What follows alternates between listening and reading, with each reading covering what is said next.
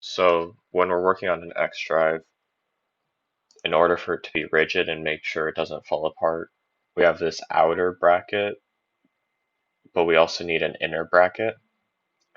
And there's a standard convention for the inner bracket. So on each side, the inner bracket is going to be 2 holes shorter than the outer bracket. So if you take the 2 holes from both sides, that's a total of 4 holes that it's going to be shorter from this outer bar. And save reminder, always save your file.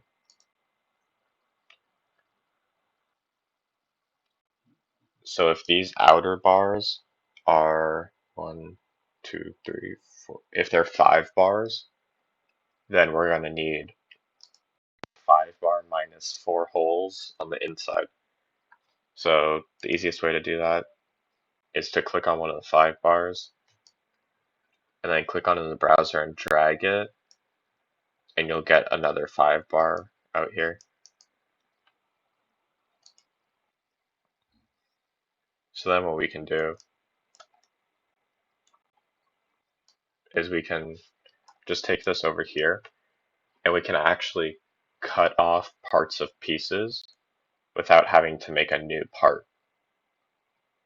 So since we just want these top 4 holes gone, what we can do is we can go to Sketch, Start 2D Sketch, and click this face. And sometimes it'll take your screen away to like somewhere else. You just have to drag it back to wherever it was before. So we'll start with a rectangle, and we're just going to cover the area that we want to cut off. So to right there. And then we're going to take the dimensioning tool, and 4 holes is going to be 2 inches because each hole is half an inch. So like from here to there is half an inch, from there to there is half an inch, from there to there is half an inch, half an inch. So that's just something that you get used to memorizing once you use it a lot. So the width, we'll just put 0.7 just so that it's slightly wider than the bar. And then what we do is we have to use the project geometry function again. So you click project geometry, and we're going to grab this top line right here, or this top edge. And then we're going to use the collinear constraint. And we'll grab the top and the top, and then those will be stuck together. And since this is slightly wider than the edges, just make sure that it's over it, and the drawing won't get shifted once you close the sketch, as long as you don't open the sketch and move it again. So that's why we make it slightly wider. Because sometimes if you constrain it to the edge, that would make it fully constrained, but sometimes there's like just a sliver that's left over, and that's a problem. So just leave it with a little bit hanging over each side. So then click Finish Sketch. And we have to go back to the 3D Model tab, and we'll click Extrude. And since this is the only sketch this is the only sketch that doesn't have a feature assigned to it in the entire model. So a sketch is a 2D object, a feature is a 3D object. So a feature is an extrude, a revolve, a hole, a fillet, like all of these up here. And then all of these parts are part of a sketch. So we're gonna extrude it, and we want to get rid of all this material because it's like we're cutting it off.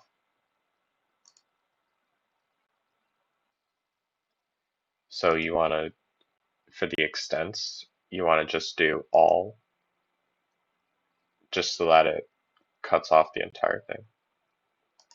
And then click OK. And it'll load while it's cutting it.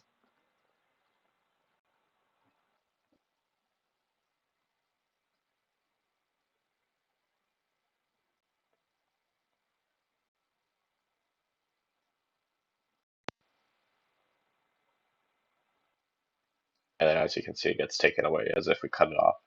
The sketches are still there, but when you're done and you want to make it look nice, you'll just hide all the sketches, so that doesn't really matter. So the next step is taking this in here, and I like to put the flat sides facing the inside where the wheels are going to be, just so that the wheels won't accidentally rub against anything if your building is a bit off. So since the flat side's inside, we'll do that over here. Now we're going to need more gussets, so we'll just click those and drag them out of the browser, and that makes a duplicate.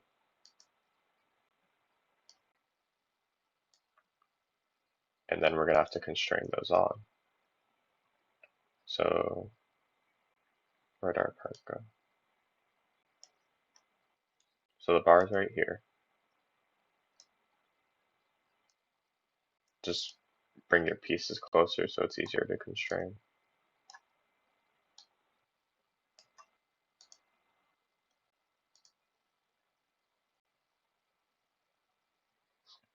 So go back to assemble, click constrain, click the second circle in, and click the second circle of the gusset, and make sure it's undirected.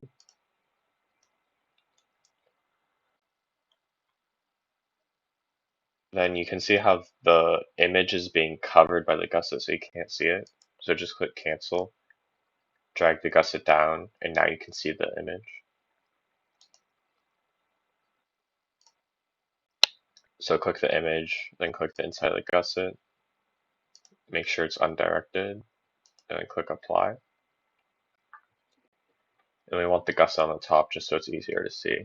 So we'll click that side.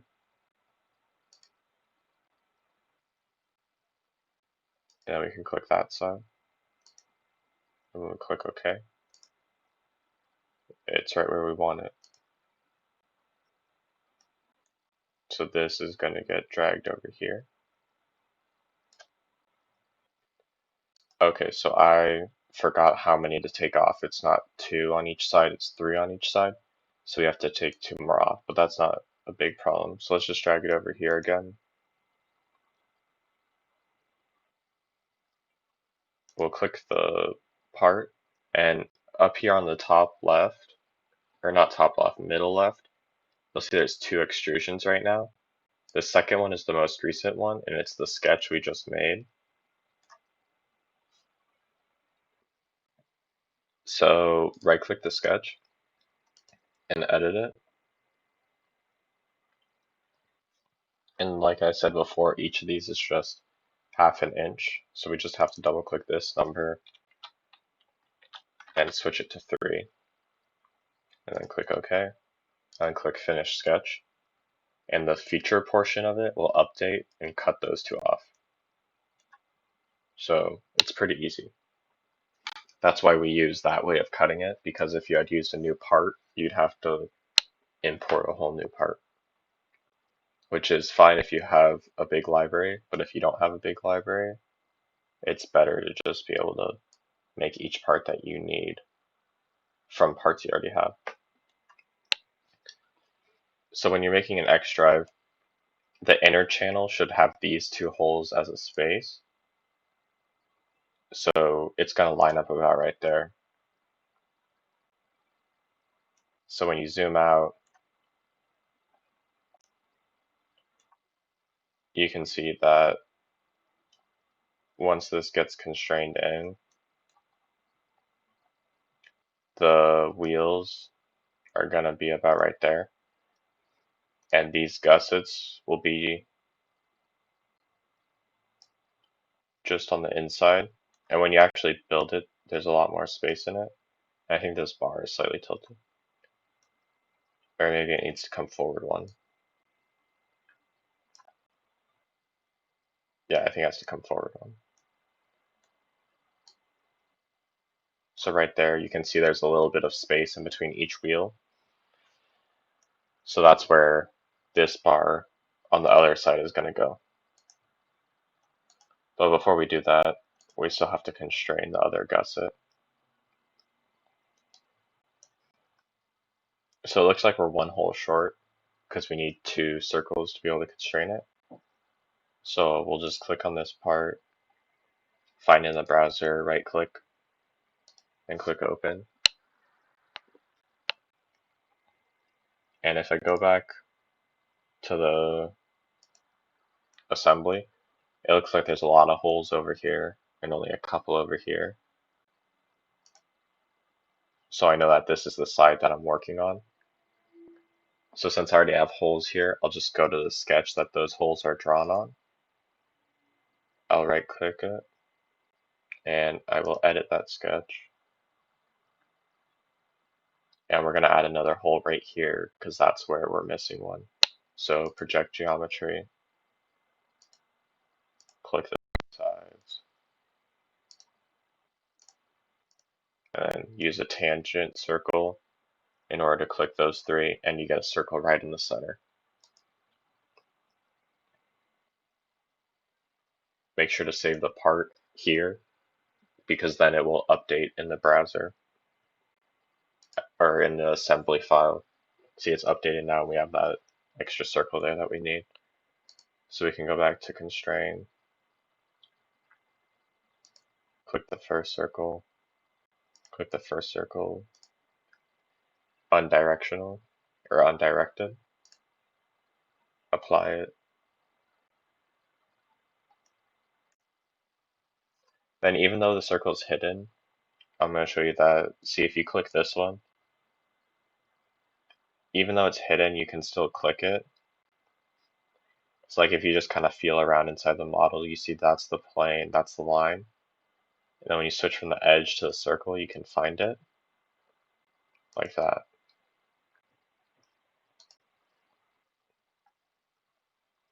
And then we want the gusset to be on the top, so we'll click it there. Then we'll look at the bottom, click it there, and click OK.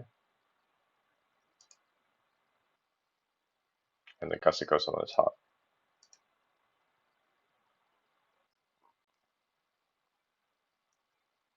So now we want to figure out where it's going to go along there. So like I was lining it up before, these 2 pieces need to be in the center of each other. So you want this to be 1, 2, 3 shorter. So you can see we have it lined up right there. Because this would be on line. Then you have 2, then you have 3. Then you have where the other one starts. And here it's even. So you have 1, 2, 3, and then it starts. So we know that that's the right one. So then what we need to do is we need to add holes on the bottom and holes on this part in order to constrain those, right? So let's click this first part. We'll right click it, click open. And we're gonna have to do this on both sides. So we'll just add both sides of the circles right now. So we'll click sketch, edit sketch.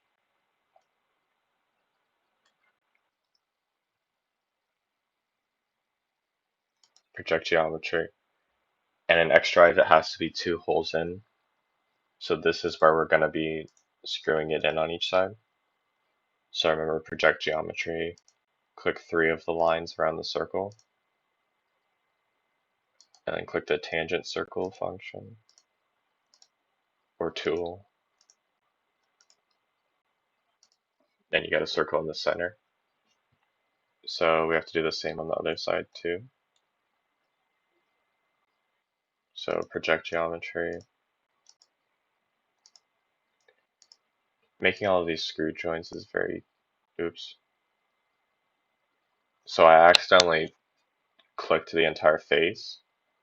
We don't want that. So what we can do, because we don't want that, so just like Control X, or I mean, sorry, Control Z. and it goes back. So then just go back to project geometry, and the 3 tangent circle.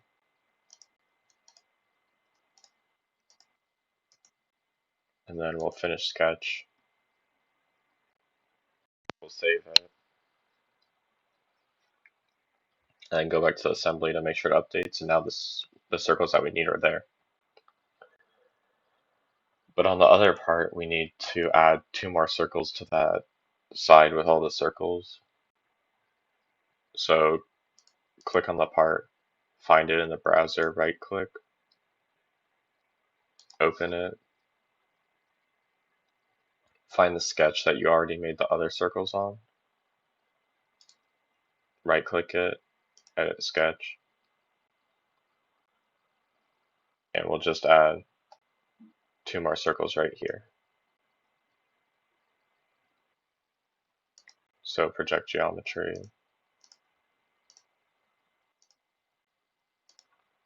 click through the sides, then the tangent circle, and it's that quick.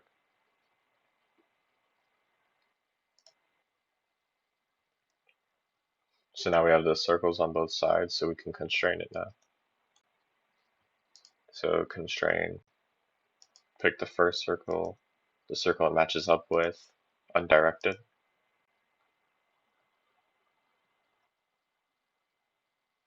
Click the second circle,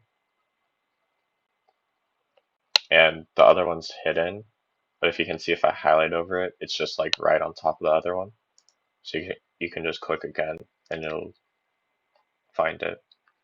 And then we'll click this face and then rotate the view to find this bottom face. Then click OK.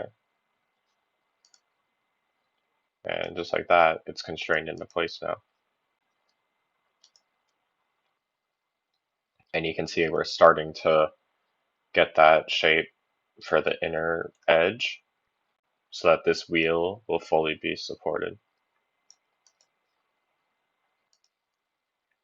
So the next step is we need to make more of these 5-bar pieces for the axle that goes through the wheel to go through. So if we look in the browser, it looks like we made some of those parts. So we can just click them in the browser and drag them out and see, there we have one. And drag it again, and now we have 2. So I would say a 1x2 by 5 bar is something that it's worth your time to make a file of by cutting another one and saving it, because 1x2 by 5, 1x2 by 1 by 5 bars are very useful. So we want this flat side to go towards the wheel so that it will spin better, and the motor will be on the other side. So a tip, if you put the motor on the side with the raised edges, it makes it easier to reduce the size of the motor because the feet get inset into the corner. I'll show you in a minute or two once we finish this and we put the motors in. So we will constrain. We will pick the first part of the gusset, the axis, and we'll pick the first circle and undirected, apply, and then we're going to want it like that. So constrain, we'll click this circle, we'll click this axis, undirected, apply, and since we want the flat side to be in, this side is going to be touching the gusset, so we'll click that side, and then we will click the gusset, and just click OK to close it, and now it's in place. So same thing over here. Constrain, pick the first hole, pick the first hole on that side. Now you can see right now it's in the wrong orientation, but that's fine. We'll click undirected, click apply, pick this circle, look around for that other one, and click apply. And now, since the bottom face is what we want to touch this gusset, because that'll flip the flat side to the wheel. So if we look from the bottom, we can click that face, and then the gusset face, and you can see it rotates.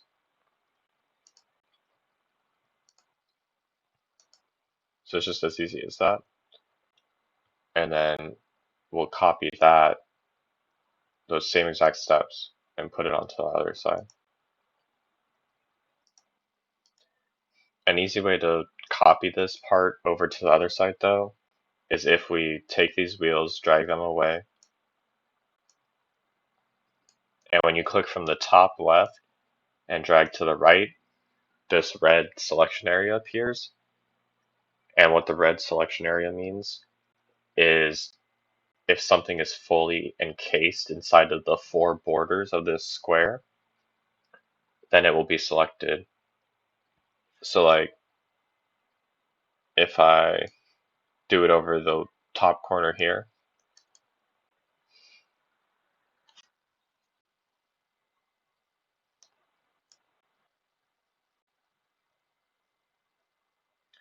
you can see that it selects all of that, but it doesn't select that gusset, because when I did it, I went like that. So you can see how only half the gusset is being covered, but everything else was fully encased. So it selected everything except for that. Now if you go from the top right to the bottom left, anything that is even like the corners inside of this box, everything's selected. So like if I cover this, you can see those entire bars are picked up because just their edges were in it. But if I went like this, those bars aren't picked up. So we want to use the red so that we're being more selective. So if we go like this, you can see inside the red box, the only thing that is completely selected is that part that we just made. So then we can deselect that, and you can see it collects all those parts, right? So now what you do is you just press Control C on your keyboard, and then click somewhere else and do Control V. Now the problem is, because we cut this inside of the drawing, then this thing gets the same, it becomes the old version, but we can just fix that by cutting it again. So if we just go to Sketch, Start 2D Sketch, pick that top face. The face that you pick is very important because we picked this face, which is just below where the gusset is. So that's important because this sketch affects the whole assembly. So we want to make sure that we are only touching the part we want to cut. So this sketch is right now, it's just below the face of the gusset, because if you looked at it as side, actually let me finish the sketch, and now let me look at it from the side.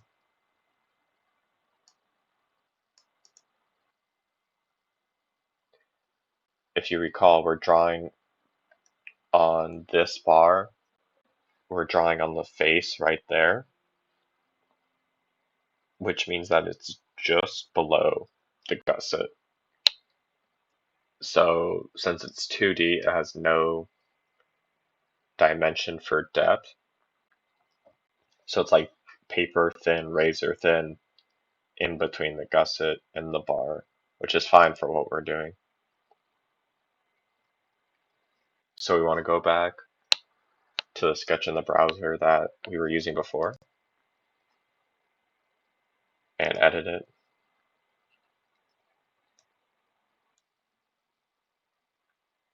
And do the same thing, take a rectangle, and we're going to cut this part out.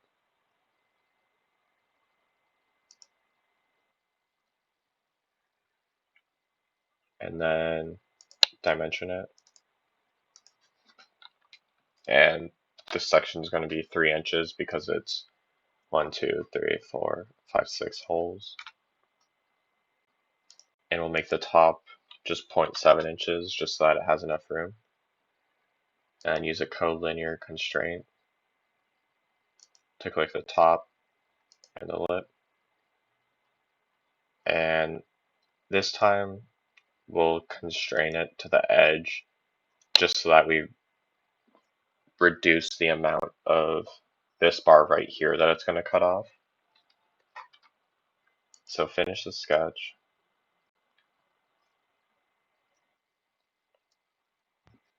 Go to 3D model and click extrude. And now this time we don't want to make it go all the way through because there's stuff below it. So what you can do is you can say go to and then select the other face and click OK.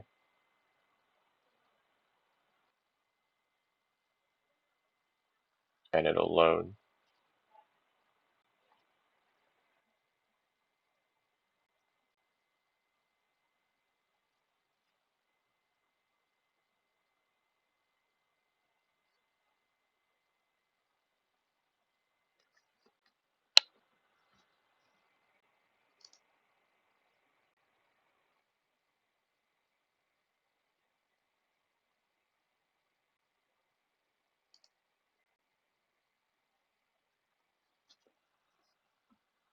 I'll probably cut out, I have to do some editing to cut out these parts right here where it loads. So, I don't know, hopefully by tomorrow.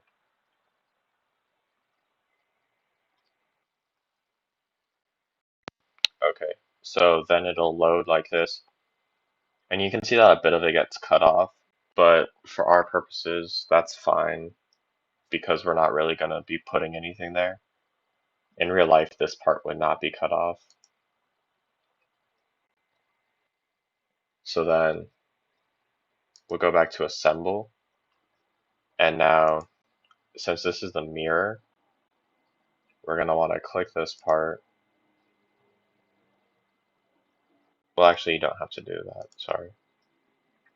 It's going to have to be rotated in order to fit, but when we constrain it, it'll rotate itself. So since it's a mirror, the circles that we drew last time should still be there.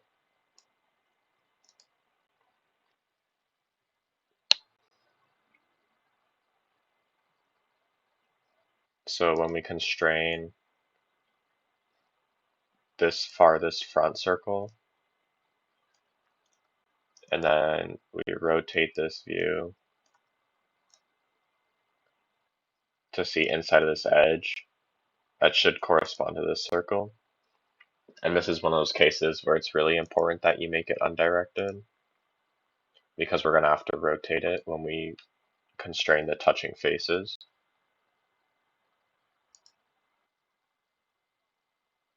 Because it's facing the wrong way right now. But before we do that, we're going to take the other two faces. So you can see I can see one of them right through there. And the other one's right there. Undirected, apply. And now since we want to rotate this face on top will be touching that face. So we can just click the two of them. And click OK. And it'll make the whole thing rotate and be in the proper orientation. And that's how you use constraints to work for you. So now we have our inner edges. So in the next lesson, we'll add the motors Then once you add that, you could just put a brain somewhere and you'd be able to actually drive this.